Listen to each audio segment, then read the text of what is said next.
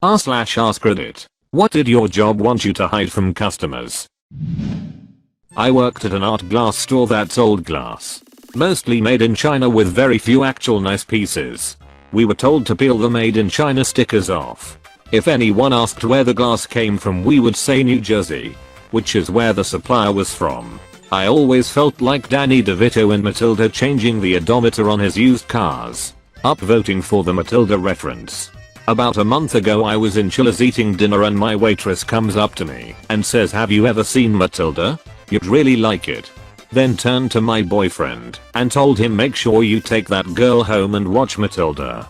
And then she walked away. I worked at McDonald's and they taught me how to pinch the fry carton just right while putting the fries into them so that it looked full, but actually wasn't. I only had one customer call me out on it. He shook the fries out into his bag and poured them back into the fry carton himself and it only filled up halfway. So I had to give him more fries. I was impressed and embarrassed. It's been 7 years and I can still see his face. I ducking hated that practice and basically refused to do it. Never got fired. But managed to have a few customers ask me when my shifts were the next week so they could have me filling their fries. The fries were dirt cheap too. Case held 6 bags. Each bag made 8 or 12 baskets. And each basket made 5 large fries filled my way. They only cost $20 a case. So if they just filled them like I would, they would net $288 with all conservative numbers. 8, 4, $1.50. And assuming they were all sold in meals. This is coming from management's side because I was shipping manager, so I had to know all this hit. I find it hilarious that someone would plan their week around when the fry guy at McDonald's works so that they don't get ripped off on their fry order. I work at a movie theater. People are always trying to sneak food in. In our employee handbooks it actually says people can bring food in as long as it doesn't smell bad. It's funny to see customers nervously hide their bags so we don't see it. Edit. Wow, this blew up. I work at a Goodrich quality theater. I think all theaters will let you bring food in because it's in the handbook, but the dog thing is probably just ours. The reason my manager lets dogs in is because there's a homeless man that lives by the theater. He has a dog named Lucky and she is really well trained. Since she lets them and she lets other dogs in. But only if they're quiet and don't disturb the movie. Edit 2. I've only seen like 4 other dogs than the homeless man's dog. I think they were mostly service dogs. And one lady had her chihuahua in her purse. They haven't given us a reason to not allow it yet and nobody has complained. So if you show up at a GQT in the Midwest, please don't complain about dogs. I speak for all employees at my theater. We like to pet them. Would you give a hit even if it was not allowed? Probably not. My manager lets people bring their dogs in, so she has no hits to give. Restaurant that we would reheat sauces for several days, and depending on how many times this had happened they would look and taste completely different. I told my friends and family to not eat there as there was plenty of sketchy hit going on there. I work at a shoe store. And we recently got a shipment of clearance sandals, like a year's old sandals they had shoved in some warehouse. As I was putting them out I noticed some had green stuff all over them, mold. We were instructed by corporate to wipe it off and sell them anyway. Luckily my manager is sane and refuses to put out the moldy shoes. But still some sketchy hit. That's disgusting. At one of my jobs. 2 times I found enormous dead beetles stuck in the box of stock as soon as I opened it. My DM told me to damage and dispose every item in those boxes. At my other job, I found dead termites and a bunch of sawdust in a set of wooden jewelry boxes after opening them from shipment. And once again was told to dispose of them and wash the hell out of my hands. We don't have termites where I live, that I've heard of. Anyway, nor do we have giant beetles. It's not the termites you've got to worry about. It's the flesh-eating burrowing worms that live on them that should be your concern. Worked for a shady computer repair company that took in electronic recycling. He would charge $1 an inch to dispose of old court monitors and then toss them into the dumpster. This was just one of the many shady things he did. Edit. A lot of people are saying they'll just toss their stuff in the trash. Please don't. There are legit places out there that will dispose of electronics responsibly. Look for companies that are R2 certified. Sat. There are tons of retro gamers always on the lookout for good CRTs.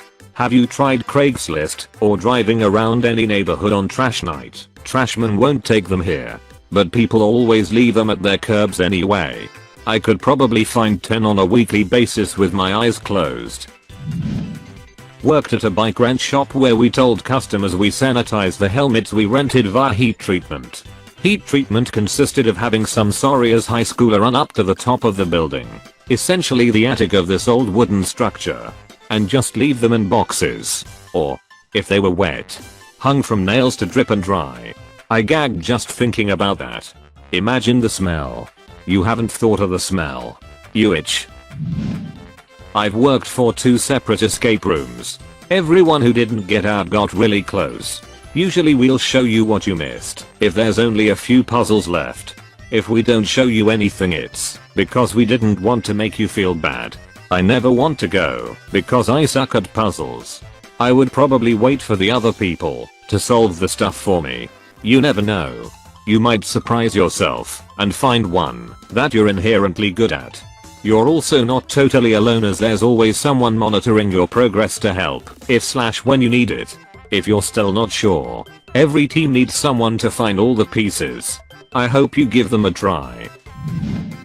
The cup of soup and bowl of soup were the exact same size. People would pay more for a bowl and just get a cup of soup in a bowl that was shorter and wider at the bottom than the cup. Yep. The same thing at the cafe I work at, except it's the adults and children's size milkshakes. I feel like I would notice if I got an adult and a child's milkshake and they were the same size. I was a server at my first restaurant a few years ago. You got hit for calling in sick. Even if you were legit sick. If you were sick, they would tell you to go to the bathroom and do what's needed. But get back to work ASAP. If you went to the bathroom too often, sneezed, coughed, or did anything sick people do in front of customers, you got scolded. Everyone ducking hated that manager. I tried calling in one time because I was struggling to survive. I was puking and hitting every 30 minutes. They were so pissed off because no one could cover my shift and said if I went home I would regret it. When I started work, I looked and felt like death. The first table I went to was a party. This lady said, "You don't look good. You need to go home." And when I responded with "I'm okay, no one can cover my shift and I need this job," she got up and told me to follow her. As we were walking, she asked why I felt like I was going to get in trouble. She flipped her hit when I told her and walked straight to the manager like she was on a ducking mission and said, "I'm a director of human resources at Herpaderp. I can't believe you would let him work like this," and then threatened him when he wanted to go home sick. "I'm going to contact corporate tomorrow for treating your staff in such an inhumane way and for putting your customers' health at risk."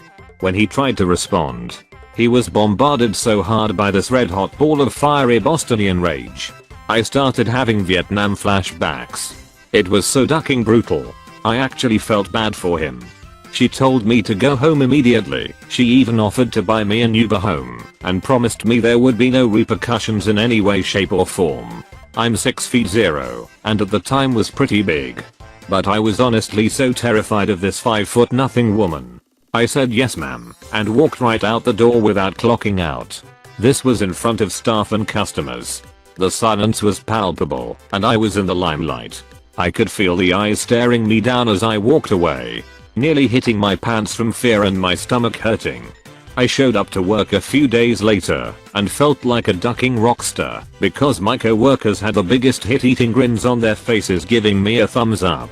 As I was walking to the back to clock in, I was stopped by this professional as duck lady in a nice woman suit. She sat me down and explained that she was from ours. Basically, I was told to never fear for my employment if I needed to call in sick again and to take one more paid day off to fully recover. I was like, "Ducky air." While I was walking out, a co-worker stopped me and said, "Dude, Duckface hasn't been back to work since that night you went home. I'm pretty sure he got fired." I didn't see him again until recently when he was my server at a diner I was eating at. The look on his face was priceless. He went from being a manager at a very successful, high-end pub to being my server at the equivalent to a Denny's. This wasn't the story you guys were looking for, but it's one of my favorite stories. Had a job on a sales floor like this. The manager and owner would make you feel like hit for calling out sick. Would tell you to get better. Would bombard you with texts/emails telling you to get your ass back to work, etc. I now work at a place that pays way better, and when I was afflicted with serious food poisoning last week, I was able to take the 4 days off that I needed to recover. Paid. I love my current job. Stories like this are so weird to me as an Australian. I'm not trying to get on the lol America train at all. Countries are what they are. It's just such a foreign concept. Not having sick leave. I used to work in a jewelry shop that sold cheap Chinese hit silver/gold painted plastic jewelry. None of it being real metal. But every sale I had to upsell one of these $5 polishing cloths. You can't polish a turd. The only thing this cloth did was rub the cheap paint off the plastic faster. I felt like such a con artist. You can't polish a turd, but you can roll it in glitter and make it sparkle. The Mythbusters actually proved that you can